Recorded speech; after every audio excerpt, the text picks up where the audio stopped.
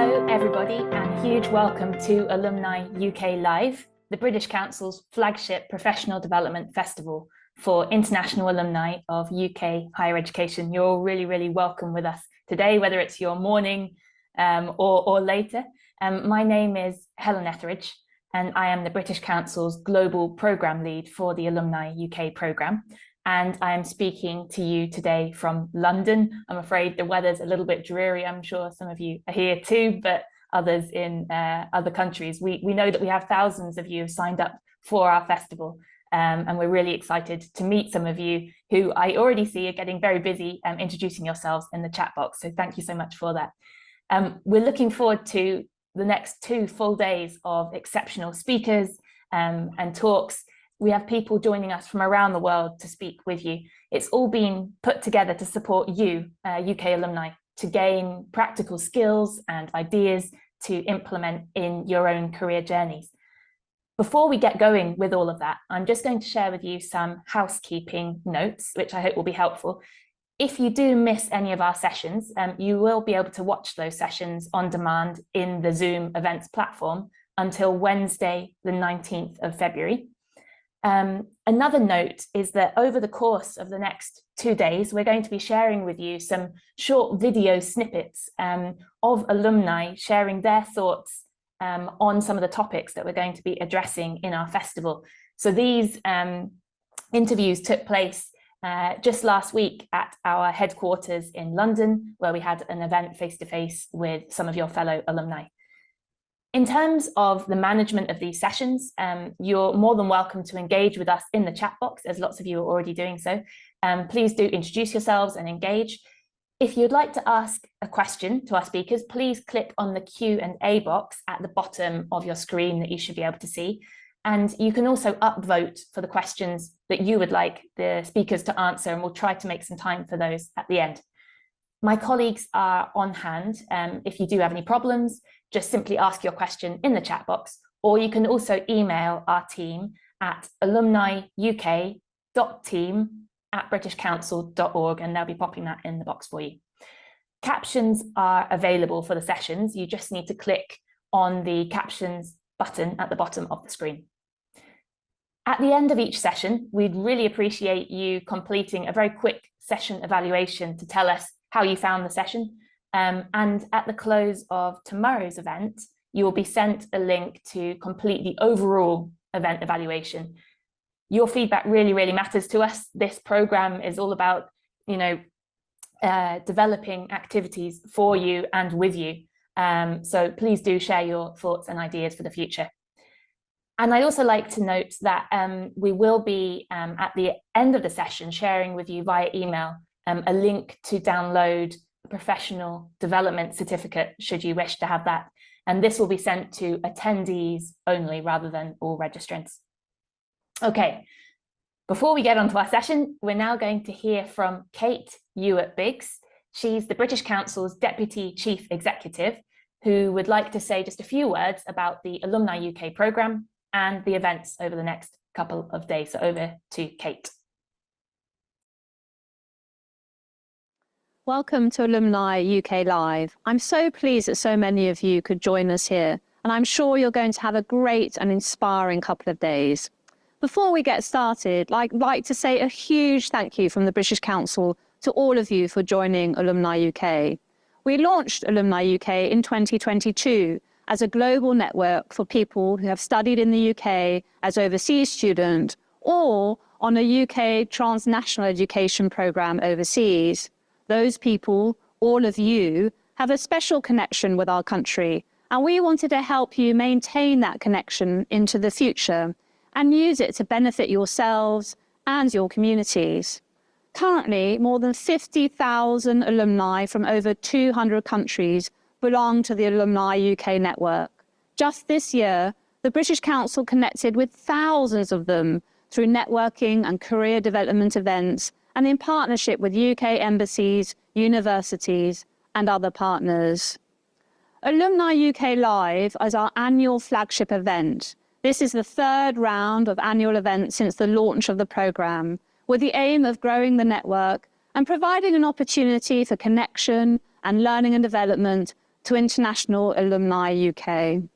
There are 7 global sessions to look forward to on topics such as leadership, career and employability, equality, diversity and inclusion, the creative economy, and the Sustainable Development Goals. You will have the chance to hear more than 30 international speakers from government, higher education, think tanks, industry and business. And there'll also be an online training session. So there's a lot to look forward to. We really want to keep in touch with you, and we want you to keep in touch with each other.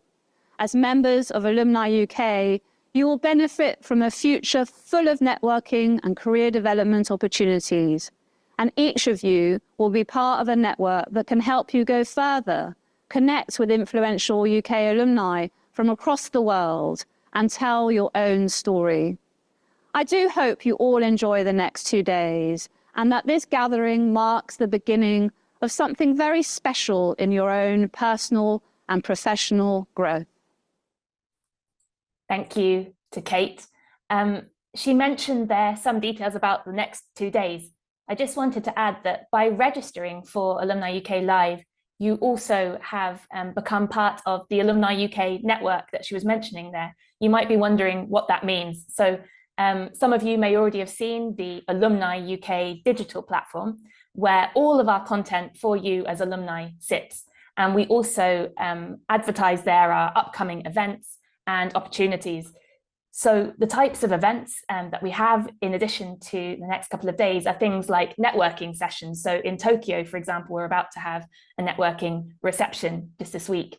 We have the Alumni Awards ceremony coming up in Istanbul. And we have an Alumni UK symposium at the University of Hong Kong on the 6th and 7th of March. So anybody in Hong Kong or in the Greater East Asia region who's traveling around, that's something that you may wish to look out for. And we also have things online, such as our event today. Just in March, we have a session on effective public speaking. And also in April, we have a session on delivering great performance reviews as managers. So there are things for you depending on the different stage of your career. All of this can be found on the Alumni UK platform that you are part of. In addition to these events, we also have competitions and grants available at some points through the year. So we will soon be advertising details of a climate action grant call. So for any of our UK alumni members with experience in delivering successful climate projects who have ideas to test or innovate new ideas or scale to grow their impact, that might be of interest to you. Okay, so I know you've all come this morning or this afternoon to hear from our guest speaker. So we're going to move to our first session, Why the Future's Bright, Essentials for Fostering Hope and Belonging in Life and Work. This session, as you will have seen in the programme, will consider our mindset in relation to our own individual futures and our collective trajectory as a human race. Is everything getting worse, really, or is there good reason for hope and optimism? Please do, while we're in the session, share any questions in the Q&A box, as I said, and we'll try to address some of those with our speaker at the end of the session.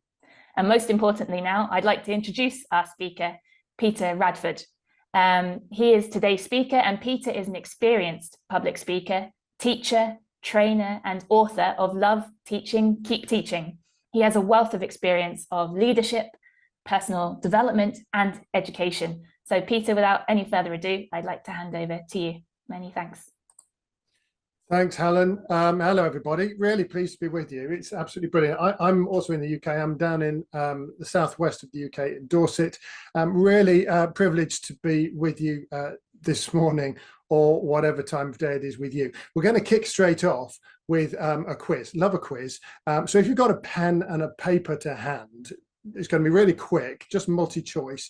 And I'd like you to just note down what your best guess is on these questions.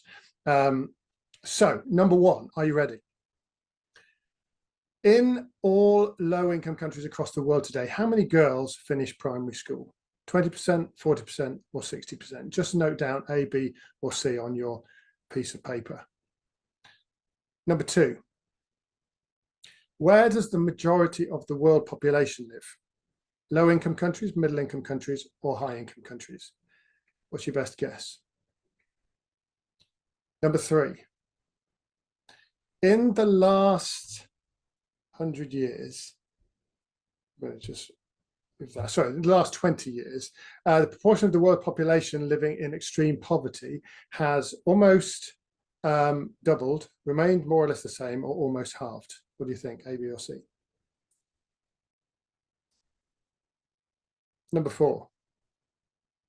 What is the average life expectancy of the world today? So global average, 50 years, 60 years, or 70 years? Number 5, there are 2 billion children aged 0 to 15 in the world today. How many will there be in 2100 according to the UN? 4 billion, 3 billion, or 2 billion? Number 6, how did, the chat pop-ups in there, the number of deaths per year from natural disasters change over the past 100 years? More than doubled, so remained more or less the same, or more than, or almost halved?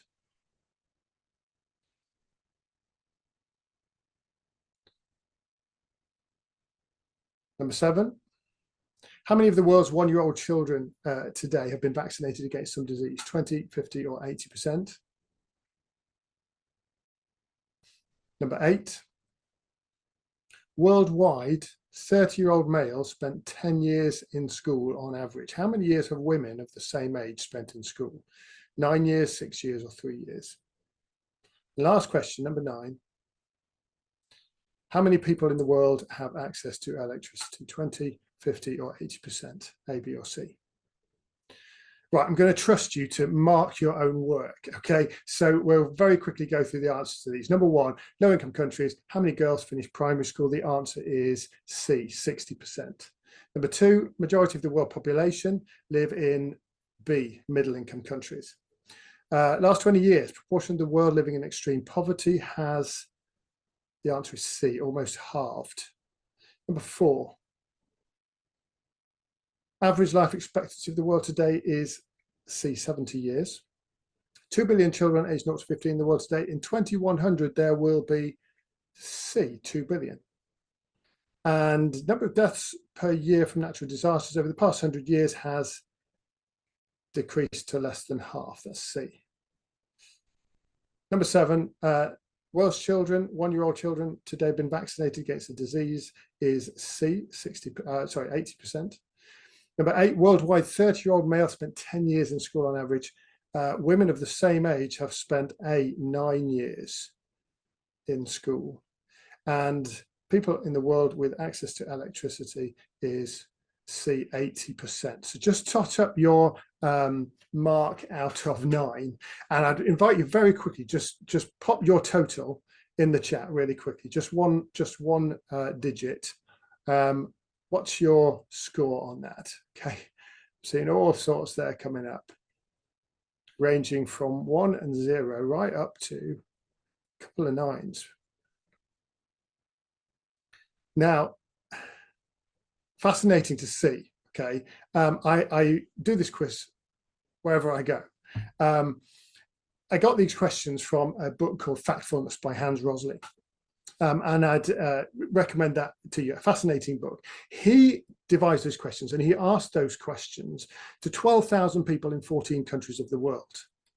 On average, just 2 correct answers each. Most people just got 2. 15% got 0. No one got full marks. In other words, that's worse than random. In other words, if we'd have given a bunch of monkeys 3 buttons to press and just said, just whack some buttons after each question, the majority of monkeys would have done better than the majority of humans. Now, he then went to the World Economic Forum in Davos in 2015, and he asked those same questions to the experts in the room. Now, bear in mind, these are the people whose job it is to know the numbers. Again, worse than random. A bunch of monkeys just randomly hitting buttons would have scored better than the world's experts on these numbers. So in other words, if you scored 3 or less, okay, you're in good company around the world. But here's the thing. He then went around the world in 30 different countries, he asked people whether they thought the world was getting better or whether they thought the world was getting worse. And in every single country, the majority of people said they thought the world was getting worse, except it isn't. And folks, here's the thing. Based on a lot of your answers to those questions, you too are under the assumption, or many of you under the assumption, that actually the world is in a worse state than it is in fact in. Now that's notable, okay? The truth is that on almost every measure we know, the world is in a better state than it's ever been before. Yes, there's some big challenges in the world, of course there are, and there's some threats. But on almost every measure we know, the trajectory of progress is firmly positive. The world is healthier, happier, safer, smarter, and richer than it's ever been before. Now, this I think is really instructive in terms of the perception of people the world over about the state of the world. And I think it links quite directly and quite significantly to mental health. Mark Manson suggests that the fundamental kind of core basis of positive mental health is hope. And therefore the converse of that, of poor mental health, is a loss of hope. Manson says this, he says, hope is the fuel for our mental engine. Without hope, your whole mental apparatus will stall out, or starve. We spiritually die. The opposite of happiness is not anger or sadness. No, the opposite of happiness is hopelessness, an endless grey horizon of resignation and indifference. That bleak outlook that there's nothing to look forward to. That's right at the core of our human well-being. We live in a world where doom and gloom is magnified. Because of social media, we're hearing in real time a huge amount of negative news. And of course, there's some good reasons to beat down. We've seen over recent years, loss of trust, disillusionment with politics, mass awareness of mass injustice. We now know about mass injustice in real time, whereas we didn't in previous times. We've got obviously a climate emergency, arguably political complacency. I think we're still reeling from the aftermath of a pandemic and the almost apocalyptic feeling that wrought in many of us. And of course, there are the ongoing struggles of relationships and dysfunctional relationships in many regards. Doom and gloom everywhere, which feeds often this pessimism about the state of the world and our position in the world. And I think that's critical. It's critical to examine, because our beliefs, belief, you could argue, belief is infectious. I don't know if you've come across the Pygmalion effect. The Pygmalion effect is the idea that our beliefs about other people, our beliefs about the world, affect our actions towards others. And that in turn affects their beliefs about themselves, which in turn affects their actions both towards us and towards others, which often then reinforces or feeds into our beliefs again. In other words, it becomes a circular argument. Now, I came across a guy called Bob Rosendahl. He was a psychologist in the 1970s, and he did a study on this. He just divided students at the beginning of an academic year. He divided students into two groups randomly, completely randomly, but he labeled one group high potential and the other group low potential. Now, he didn't tell the students this, he just told their teachers. He said, teachers, right, these students are bright, they're sharp, they're high potential students. These ones are low potential students. Now, interestingly, after just 1 year, the group labeled high potential had seen a significant increase in their IQ. Scores across the board higher amongst the randomly selected high potential students. Now, when they unpicked this and thought, well, how is that? Why is that? What they discovered was that the teachers had given more attention, more encouragement, more praise to the high potential students than the low potential students. Now, as a teacher myself, I found that really challenging. I thought, gosh, how much has my perception of students actually impacted on the way that I teach them, the way that I interact with them? Because the fact is, it will have bled through. Freud said, we bleed our beliefs through every pore. Belief is infectious. What I believe about the world, what I believe about a person, impacts on how, unwittingly, it will impact on how I interact with that person, which then affects what they believe about themselves. Now, I think this is really significant for us as we think about our roles, whether in the workplace, within the family, within society, what are our beliefs? And that's my challenge for you this morning. What do you believe? What do you believe, and how are your beliefs shaping your actions and your behavior? How are your beliefs shaping your world? I want to play you a quick video here. Just have a watch of this. Training fleas requires a glass jar with a lid. The fleas are placed inside the jar and the lid is then sealed. They are left undisturbed for 3 days. Then, when the jar is opened, the fleas will not jump out. In fact, the fleas will never jump higher than the level set by the lid. Their behaviour is now set for the rest of their lives. And, when these fleas reproduce, their offspring will automatically follow their example.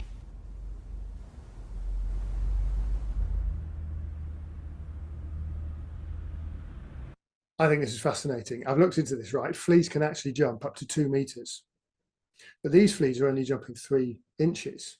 Now, in education, we'd have a name for these fleas. We would call them low ability fleas, and we put them in set 6. Now, here's the question. Are they low ability? Do they lack the physical capability to jump more than 3 inches? No. So why are they only jumping 3 inches? Well, they've been conditioned, haven't they? Essentially, in their little flea brains, they've adjusted their beliefs. You know, for 3 days, that's all it took to do it. 3 days, they jumped, hit their head, jumped, hit their head, jumped, hit their head, and then something switched, and essentially they acquiesced to a new normal, which told them, this is how far I can go. This is how far I can go. And they never jump higher ever again. And did you notice what it said? When they reproduce, their offspring will automatically follow their example. Talking about the power of belief, both the limiting, constraining power of our beliefs internally in terms of our own place in the world, our own potential, our own progress, and how those beliefs then bleed out to the people around us. Henry Ford said it like this. He said, whether you think you can or think you can't, you're right. In other words, if you believe you can, then you probably can. If you believe you can't, then that will become self-fulfilling. Now, I'm saying this because I think our beliefs, therefore, are absolutely core to our well-being, and by extension, core to the well-being of the people around us, core to the well-being of the world. In my studies, and you'll have come across some different theories on this. There are 6 psychological needs. You've probably come across Maslow's hierarchy of needs. There's also what's called self-determination theory, consistency theory. When you put these together, there's a lot of overlap, and there's basically 6 psychological needs that we all have.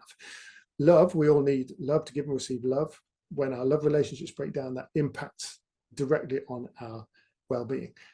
We need to belong, feel like we're connected to, accepted by others. We all need to feel like we're understood, like somebody gets us. And then we also all need to feel like we're achieving, like we're competent at something, we're making progress. The 5th one, we all need autonomy, some kind of sense of control, like I can make a difference, I can make a change. And then we all need that sense of purpose, feeling like our lives matter. We make a difference in some way. Now, what I want you to notice is the first 3 of these all have to do with our connectedness with other people. And the second 3, I think, all have to do with what I've already mentioned, which is hope. Our beliefs, our basic fundamental beliefs that things can get better than they are now. Things can get better. And I wonder where you are in that and how that's affecting your perception of the world, your day-to-day, your interactions, your feelings about the future. What do you believe? And I think that personally, in terms of my own journey where mental health is concerned, these 6 needs I found really helpful and instructive, because if we can understand why we're feeling down, then we can do something about it. We can put something, we can put factors in place to address those needs. But deconstructing our mental health in this way, I think, can be really helpful. Let me illustrate this for a moment. back in the 1960s, there were some fascinating experiments that were done about drug addiction using rats and what were called Skinner boxes. And what they did was they put a rat in a cage, 2 bottles. One was water and the other was water laced with heroin or different drugs. And they wanted to see what would the rat do. Well, the rat drank from both bottles, then kept on drinking from the drug-laced bottle till it drank itself to death. And they kind of concluded from this, what that proves it then, drugs are bad. Keep people away from drugs. If people have access to them, they will use them. That lead to all sorts of problems. Now, in the 1970s, a psychologist called Dr. Bruce Alexander came along, and he looked again at these experiments, and he thought, I think there's something wrong with the experiment here. So he did it again, same concept, a rat in a cage with 2 bottles, but this time he changed the environment, he changed the nature of the cage. He made a kind of rat park inside the cage. So we put other rats in there and balls and treadmills and slides, other stuff to stimulate the rats.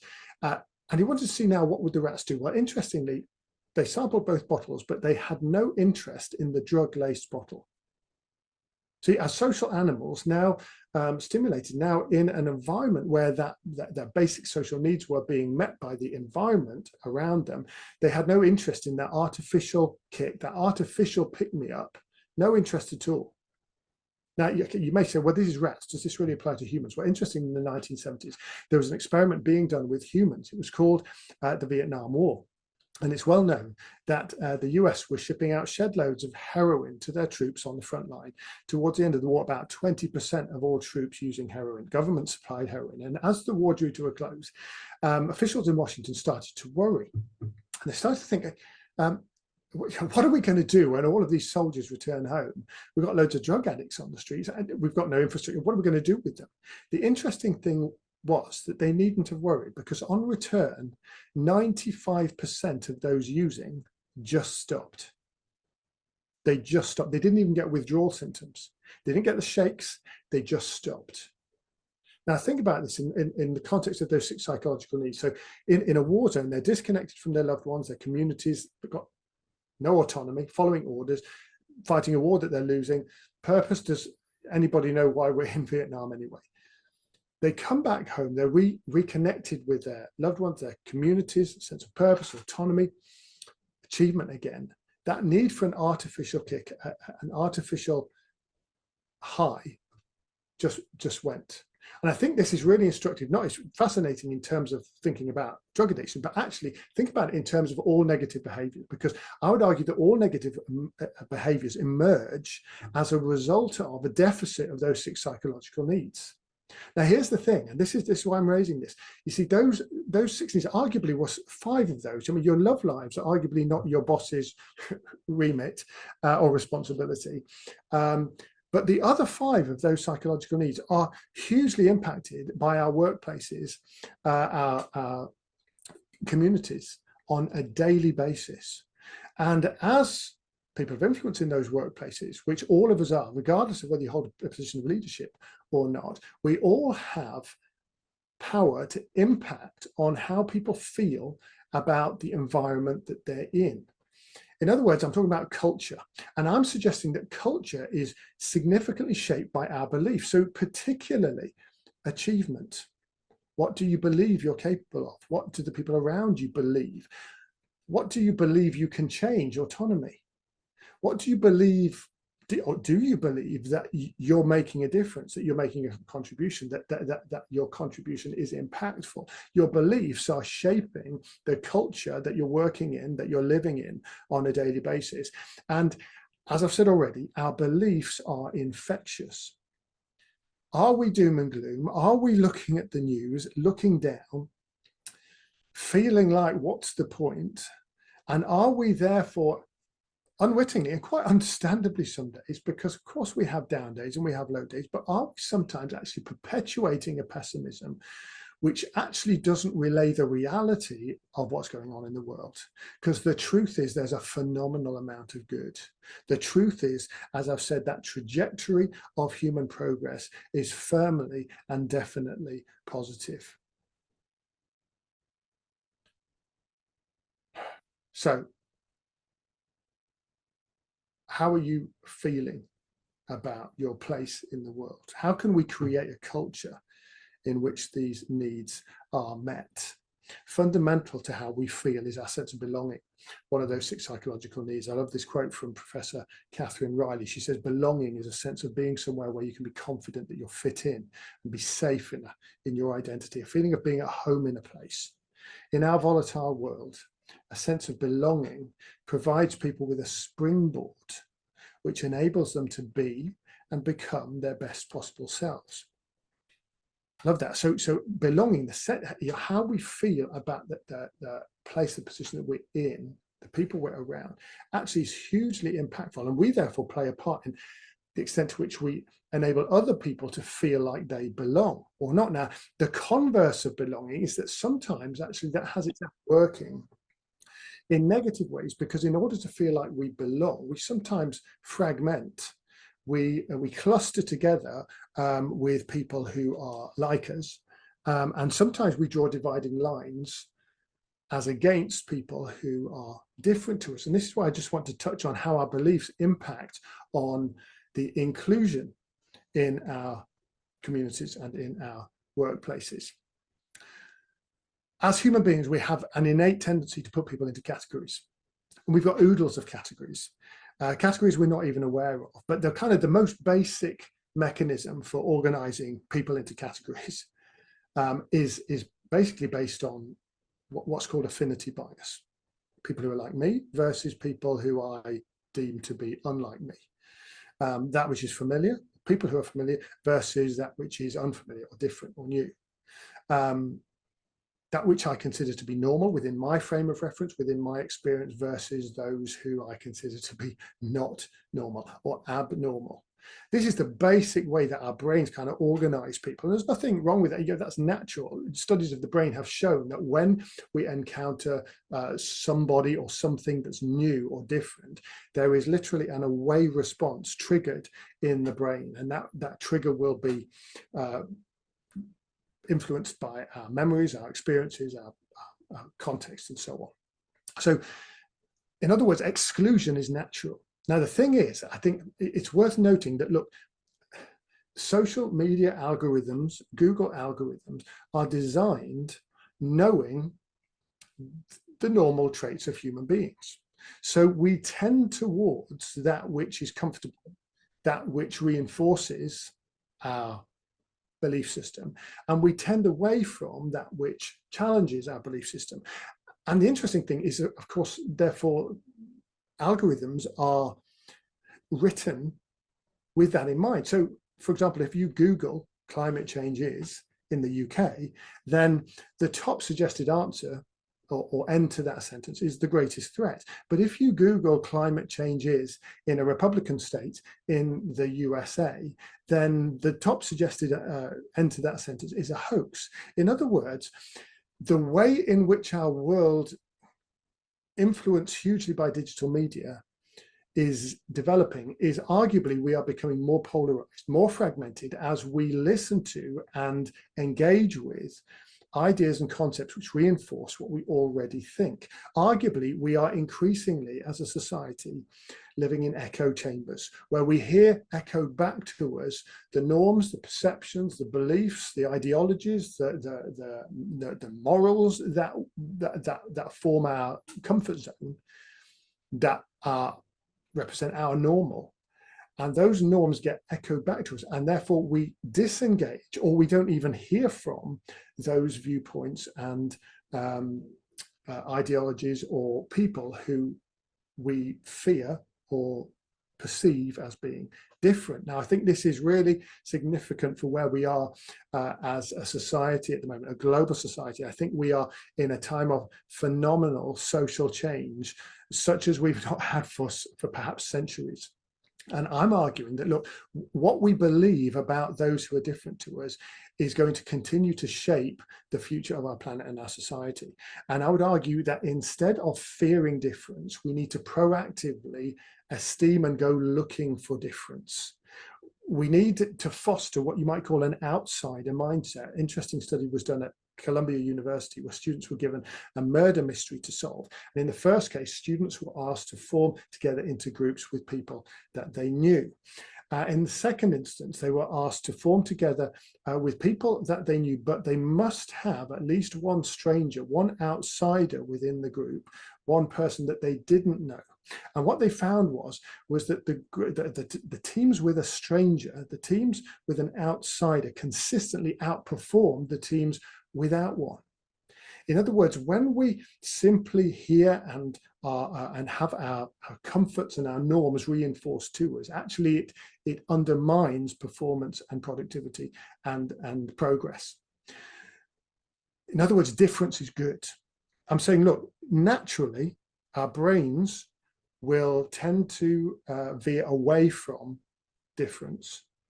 To overcome that tendency to exclude, we need to proactively and deliberately include. We need to deliberately go out and seek the outsider mindset.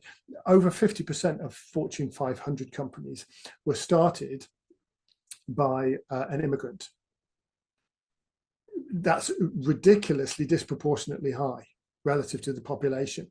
In other words, what those who are profitable and successful in business shows us is that people who think with a different lens, with a different set of experiences, with a different perspective, actually help humanity move forward. This is about what we believe, and proactively challenging, countering some of our normal tendencies to veer towards same and veer away from difference. Difference is good. That's a belief. Do you believe that? Now we're living in a time, again, I talk about categories where people are obviously getting very hung up on the whole issue of gender. I'm not going to go into it in detail here, but obviously you'll have heard how Donald Trump has decreed that there are in fact only two genders. Now what I find fascinating about this is our human tendency to want to categorize all the time, and we want to categorize in the most simple ways possible. So a binary division, you can't get more simplistic than simply two categories. Simply two categories: male, female, black, white, young, old, tall, short.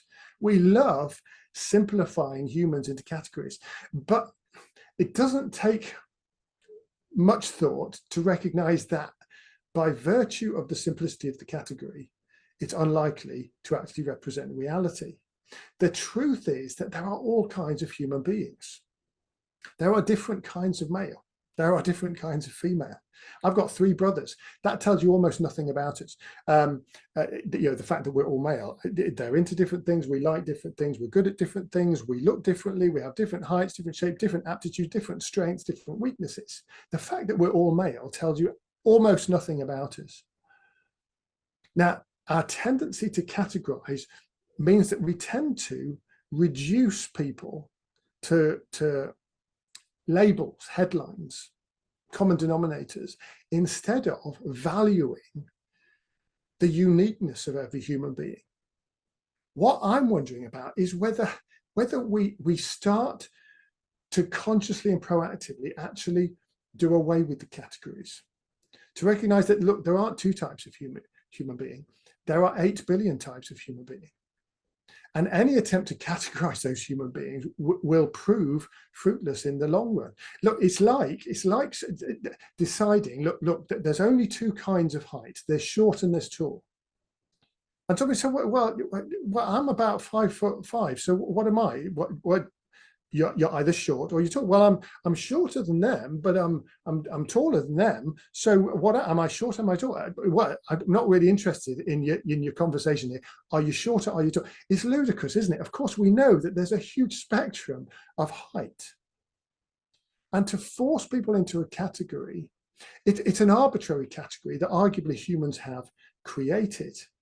If you plot any variable of humanity on a graph, you come up with some variation of a normal distribution bell curve. Now, what's interesting is that our world has been built for the center of the bell curve. The people in the center, we've built an education system for the people in the center. We've built aeroplane seats for the people in the center. We've built an economy. We've built a social care system for the people in the center. And the problem is that in our society, therefore, the people on the edges of that bell curve are those most likely to be susceptible or vulnerable to being bullied, to being ostracized, to being oppressed, to being excluded. But it's notable that actually, if you add together those on the edges, it equals the same amount as the people in the center. 50% on the edges, of course, 50% in the center. Our world has been skewed. It's been built by so-called normal with a complete disregard for the phenomenal spectrum of humanity. And my dream is that we could build a world, a truly inclusive world, would be one in which every single human can thrive, not where you can thrive if you conform to the middle of the bell curve, to what we define as neurotypical rather than neurodiverse, to what we describe as being average height or average hair color or average build or whatever average is. Average is a nonsense where human beings are concerned. I heard somebody say, look, the average human being has one testicle and one breast. Think about that for a minute. You add up all of the breasts and all of the testicles, divide by 2, you've got the average human being. Really? It doesn't exist. Every human being having the potential to thrive. What do we believe about difference? What do we believe about our ability and our tendency to categorize people? The other way that we very simplistically categorize people is into good and bad categories. And we tend to, by the way, without realizing it, we will tend to associate the good as basically people like me and the bad as people different to me. That's how our brains tend to operate. Again, is this binary division of the human race, again, is it accurate? Is it true? Is it, does it reflect reality? I love Anne Frank's quote. I find this endlessly inspirational, written at a time of incredible global threat, terror. In spite of everything she wrote in her diary, I still believe that people are really good at heart. Again, I'm talking to you about your beliefs today. What do you believe about human nature? How does what you believe about human nature actually impact on your interactions with other people and on how you go about your daily work and life and on your place, your position in the world? This leads to leadership, how you lead, because your leadership approach will directly be affected by your fundamental beliefs about human beings. We live in a big old religious world, so certainly historically, religion has impacted the world quite strikingly. And arguably, the theistic worldview, the religious worldview, is a hierarchical one, with God at the top, clergy, government, people of God, enemies of the faith at the bottom. A hierarchy often within the family, traditionally, historically, has been a part of many religious belief systems. And there's an assumption going with that hierarchy that those at the top rightfully have more privilege, more power, more wealth. Those at the bottom rightfully have less privilege, less power, less wealth. I just want to question this for a moment. Again, I'm talking about your beliefs. Is hierarchy good? Is hierarchy necessary? What do you believe? Because this will impact on how you lead, whether in your family. We're all leaders, whether you're a leader within your family, whether in your workplace, whether in your community, whether in your social group. Is hierarchy necessary to leadership? Now, we see that hierarchy played out in almost every institution in our society. So if you just take the average school system, you've got the school governors and then the head teacher, the deputies, the assistants, the heads of department, the teachers, support, at the bottom, the students. The people with the power at the top, the people who do as they're told at the bottom. The people at the top with power, with more privilege, those at the bottom with less privilege. Now, is this good? I mean, lots of people assume this is a good way to organize a school. This is surely also a good way to organize a society. Is it? What do you believe? What do you believe about hierarchy? Is hierarchy necessary to effective leadership and progress? Could we possibly imagine a different way of leading? So instead of the imposition of those with power on those without, is it possible to lead in a different way?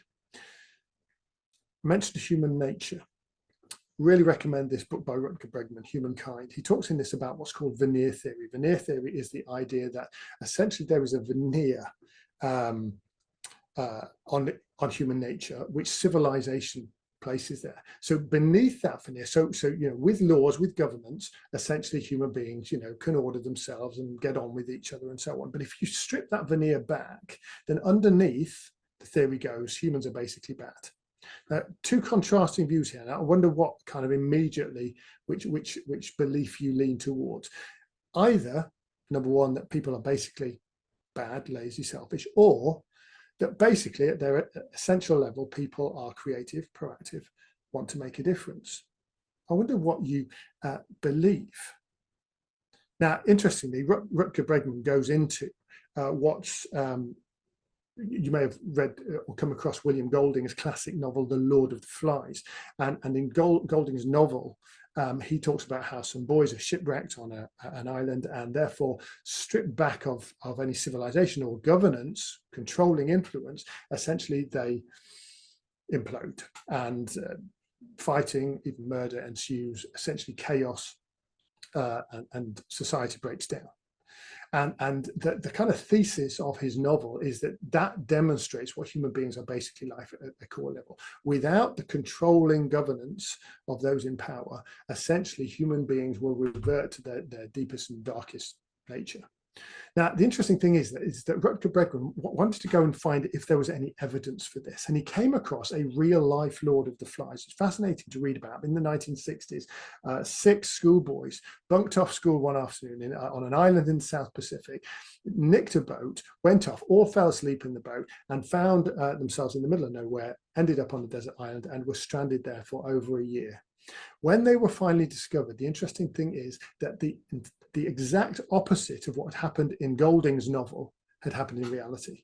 That the boys actually had come up with routines, they'd built badminton courts, they'd got a fire that never went out, they'd organized rotas and routines and a system of collaborative organization that was absolutely thriving. And the interesting thing is that Bregman goes on to make the point in this book is, look, could it be that our assumptions about human nature might not be true? I say this directly impacts on the way that you lead, the way that you manage, what you think about leadership, how you think leadership ought to take place. Think about it like this: two contrasting models. Look, see, if on the left-hand side there, if you believe that people are basically lazy and selfish, then that leads to an approach to management and leadership where essentially, well, if people are going to be lazy, we need to manage them, we need to monitor them. Therefore, we need to incentivize them either with threats or with the promise of reward. Fundamentally, we've got to maintain control. The converse, if you change your core belief, if on the other hand, you believe that people are good, they want to do a good job, they want to make a difference, then your approach to leadership is entirely different. Instead of managing and monitoring, you're valuing, you're coaching, you're supporting. Instead of incentivizing using extrinsic rewards, you're giving people space, freedom to innovate. Your role as a leader then, instead of controlling, becomes that of inspiration and empowerment.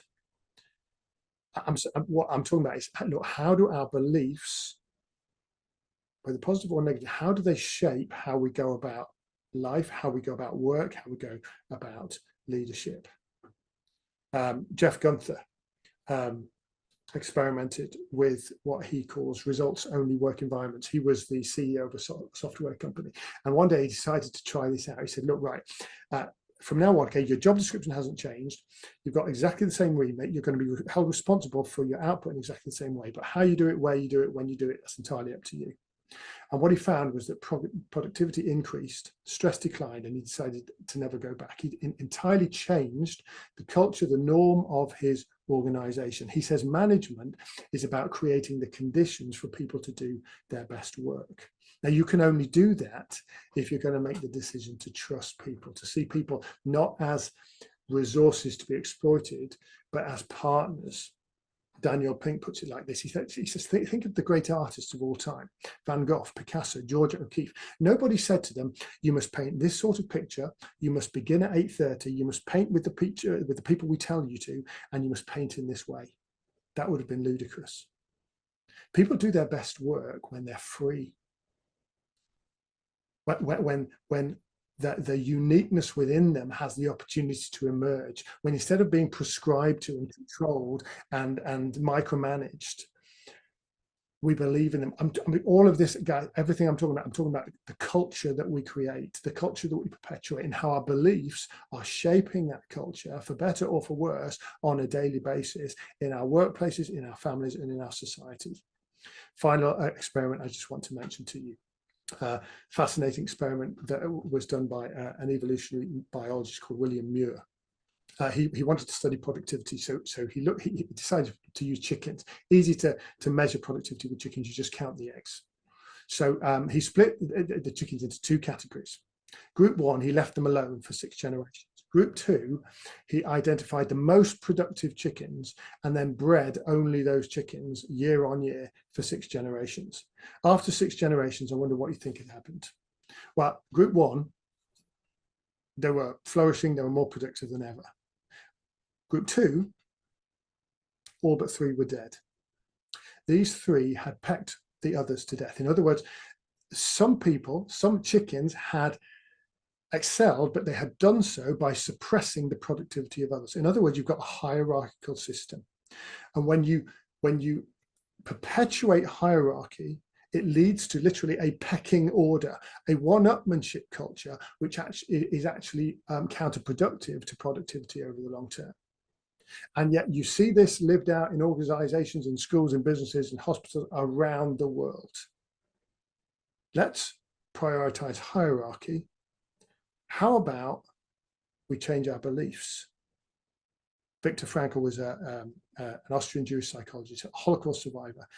Fantastic little book he wrote called Man's Search for Meaning. He lost his entire family in Auschwitz.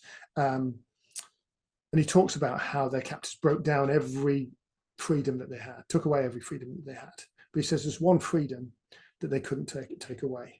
He says everything can be taken from a man, but one thing, the last of the human freedoms, to choose one's attitude in any given set of circumstances, to choose one's own way. You can choose your beliefs. You can choose your response in any given set of circumstances. Yeah, we're facing challenges and pressures. It's an interesting time that we're living in. It's a challenging time that we're living in. You can choose your response. You can choose your beliefs. What do you believe? Belief is a choice. And your belief can and will, for better or worse, change the world. I believe the future's bright. The truth is, we're absorbing a whole bunch of information which is skewing our beliefs, and we need to take control of that and firmly and deliberately choose the positive, choose the good, choose a positive future. Thank you ever so much for your time, folks. We're going to pause there. I think we've got a little bit of time for questions. I'm going to pass back to Helen. Thank you very much. Thank you so much, Peter. What a brilliant way to start the day. We're lucky, those of us who are in the morning. It certainly sort of changed my mindset for the day. I was jotting down sort of key takeaways for me, and I know others were in the chat box as well. I have the privilege of having the microphone at the moment. I suppose for me, that freedom of choice and that belief is a choice rang very loudly in my ears. And I suppose for me, there's something for the audience that we have here today with us, that we have an audience from around the world who all chose to come and study overseas, which is, no small thing. The fact that difference is a positive, and that actually, we should go looking for difference. Everybody on this call has gone looking for difference. So I think we're surrounded by a good group, I would say. But enough from me. We do have a few questions in the box, and we've got just a few minutes now. So I see some people have voted. So I'm just going to go to the question now that has the most thumbs up for it. So Peter, the question is around the workplace. So working in corporations, there is a direct or indirect requirement to fit into the corporate culture. This could lead to workplace bullying when another colleague sees subjectively that we don't fit. How to deal with difficult colleagues who judge us that we are not fitting enough and creating wedges by pitting other people against us. So something there around organizational culture and fitting into that. Yeah, really interesting. And I've been in exactly those situations. I think there's a couple of options here. I mean, I'm a firm believer that love is the only way, and it's very hard in those sorts of circumstances to maintain a kind of a positive outlook when some of those systems and scenarios are oppressive. But life is always better when you love. And I would argue, I would always take the approach that all behavior is communication. If you're experiencing, being on the receiving end of top-down leadership that is bullying and controlling, essentially, rather than seeing or demonizing the person or the infrastructure that's above you that is causing that, rather than seeing that as intrinsically bad or evil, these are people just like you and me who are grappling with life norms, trying to be the best, feeling insecure, feeling like they need to prove themselves, a whole bunch of baggage. Every human being has a whole bunch of baggage that they're bringing to the table, and that doesn't excuse controlling or negative or bullying behavior, discriminatory behavior in any way, shape or form.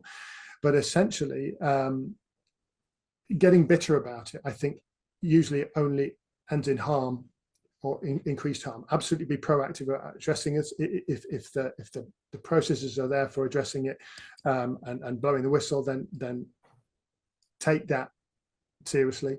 And choose to speak out about that. But the converse of that is sometimes from within the organization, it's very difficult to see how we can actually ever affect change. And so for me, I got out. I was in a bullying situation, and I reached the point where it was damaging my mental health, and I knew that I was hitting my head against a brick wall in that particular workspace.